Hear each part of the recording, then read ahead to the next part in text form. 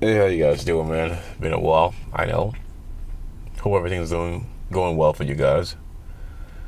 I'm gonna try and make this as quick as possible, and this is gonna be the last time I talk about this particular point here because I think I made my case. Listen, for those of you who might not know this, there is no organization in America where they don't have any type of agents in that organization. I don't care if it's a militia. I don't care if it's a biker gang. I don't care what it is. The Nation of Islam. Everybody have agents in it. Trust me.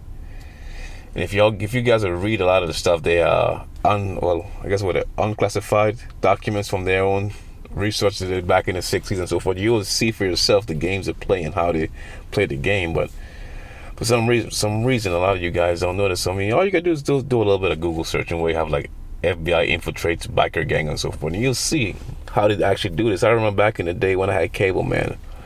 Watching Court TV, how they had the FBI would infiltrate like the biker gang, like the Hell's Angels or something, and then infiltrate them and bring a lot of these guys to court and prosecute them for crimes, murder and so forth, man. So you see any militia going on, the Proud Boys or whatever organization, you best believe me, there are agents involved. So when I hear some of you guys talking about joining, you members of that NFEC, I think that's what it is, not effing around coalition. I say, man, I am not certain if you guys are aware. Even if the guy who's heading the organization is an agent or not is irrelevant. He's bringing you guys to light.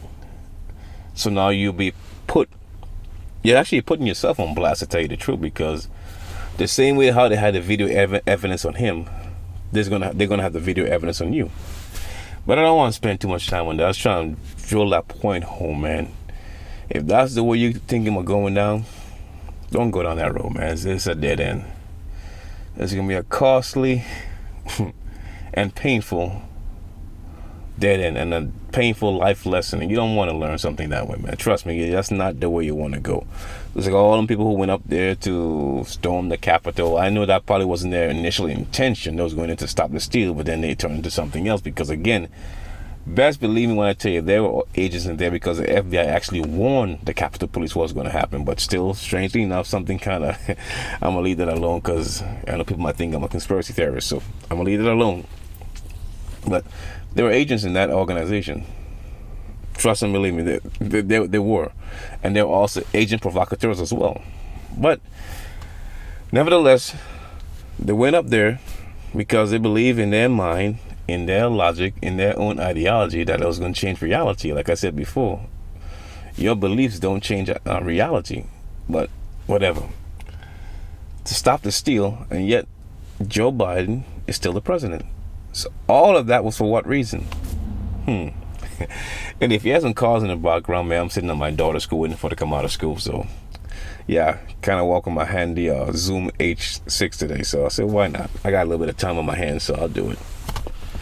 But I'm just looking at this whole thing, man, and everything is pretty much scripted. I could see clear as they were where's gonna go. I mean, as far as this vaccine and all this kind of stuff, talking about vaccine passport and stuff. At what point do we draw the line and say, okay, enough is enough, man?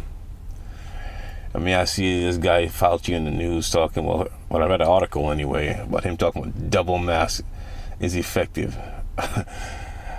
He think it'd be more effective than wearing a single mask. Well, I don't wear no mask at all, so I should have got whatever they said that this thing is, right, long time ago. But here I am still. Anyway, this whole thing is just you gotta be careful what you say because you're highly censored. Because like I said, I told you before, my channel is highly censored. I don't know if I told you that, but if you comment on my channel and I can't comment, and you think I ain't coming back to you, I did. But for some reason, I'm muted on my own channel. I can't even respond back to people. Like, this is crazy, man. They're really forcing you to stay on the to believe in the status quo. So anybody goes off the status quo, you go, no, we can't have that. Shut them down. So you can't even comment on your own page. The most I could do is probably like your comment and give you a heart or something. I'm not sure if you could even see that or not. I don't even know. Because this thing is so interesting. But also, I guess I cram it all into this video as quick as I can. I know there's some of you who take great liberties into talking about other people, and that's how you make your money on your channels and everything else. But be wary of doing that, because if you consistently have a channel, all you do is expose. Well, guess what? You setting yourself up to be exposed. Like what happened to that guy Leonard Arnold. Now people starting to make videos about him now and his lifestyle and his cyber begging. And it's funny because he was talking about Umar and his cyber begging and his lifestyle. You see how funny that is? It seemed to me like karma has picked up pace now. It's no longer you're gonna wait years to get your karma now. It seems to be happening for some people a lot quicker now. I guess the information age, everything moves a lot faster. I just think it's highly ironic. I mean, that you go making video after video after video about this man, and now boom, people making video after video after video about you, and now you don't like it and you're trying to complain to YouTube about themselves. It's just be careful what you put out there, man, because the energy is real strong. So be careful what you put out there. Like I said, I wouldn't want to make a channel about exposing people, but some people like doing that, and that's how they make their money, and I get it. But if you can't get your point across in about 4 or 5 videos the most, to me, if you pass 20 videos on one person, I think you have an obsession. Even if you're not doing it for the money, I think you have some issues you need to deal with, man. Because at that point, I know I have one person make over 1,000 videos of Umar.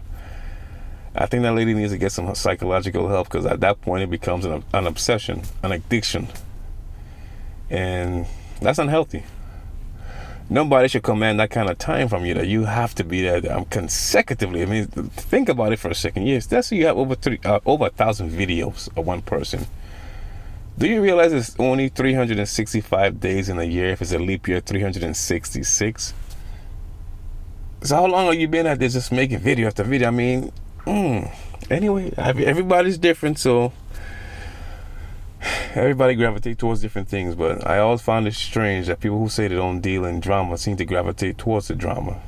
Very interesting. I say, I'm trying my best to be as nice as I can. Watch what I'm saying. I'm just pretty much killing some time while I wait for my door, like I said before. So hopefully what I had to say was beneficial to somebody. The way I see this world going right now, man, you better really and truly focus on your economics. Cause a lot of these YouTubers you guys listen to, a lot of them tell you the truth before they can even start their broadcast. Oh yeah, check out my merchandise, buy this, buy that. Make sure you go to my Patreon. Like, man, they're all about the money, and I'm not mad at them at all. Believe me, I'm not. But I'm concerned about you, because if they're focusing on money, what are you focusing on? Being entertained? I mean, I understand it's stressful out here, believe me, I do. But if they're focusing on money, maybe you should be doing the same, because maybe they're preparing their little ark in case if anything happens, they can make a plan and make an escape for them and their families. I'm just saying. I mean, I would be working towards that direction if I was you. Just kind of stack. I'm not saying who you should listen to, who you shouldn't listen to. I'm not saying anybody's bad because they're asking for money. I'm not saying that. I'm just saying maybe if they're asking for money, you should be focusing on your economics as well, because just in case, like I said before, last year, that I think 2021 was not going to be no better. And I know a lot of people want to believe it's going to be better because 2020 was what it was. But I hate to tell you, it's not. And these people keep finding these different variations. There's strands. You got a different strand in South Africa, a strand in London. Listen, they seem to have a good grip on this pandemic concept. So this don't seem to be going anywhere for a long time. And this notion about getting your vaccine and all that stuff is quite ludicrous. But some people actually doing it. I mean, rest in peace, Hank Aaron, that he went to get his vaccine shot, and then a week or two later, he's out of here. But of course, they're going to say that had nothing to do with it. So hey, I'm not even going down that road. I'm just making a astute observation. And read between the lines, people. That's all I'm saying. Think for yourself. Do not be governed by fear. Because so far, they've been carrying out extremely effective fear campaign, and it works. It is working. I would never think in my lifetime I see people clamoring, rushing to get a vaccine, but I am not totally surprised in a sense, because I remember H1N1 vaccine, people doing the same thing too. So I'm not too surprised, but this is more quote unquote serious according to what they say. Interesting. But all the different morbidities that added on to this particular virus. Very interesting, and the fact that you can't talk about it, or else you'll be deplatformed or unmonetized or ostracized, called names. That's pretty telling that something is up.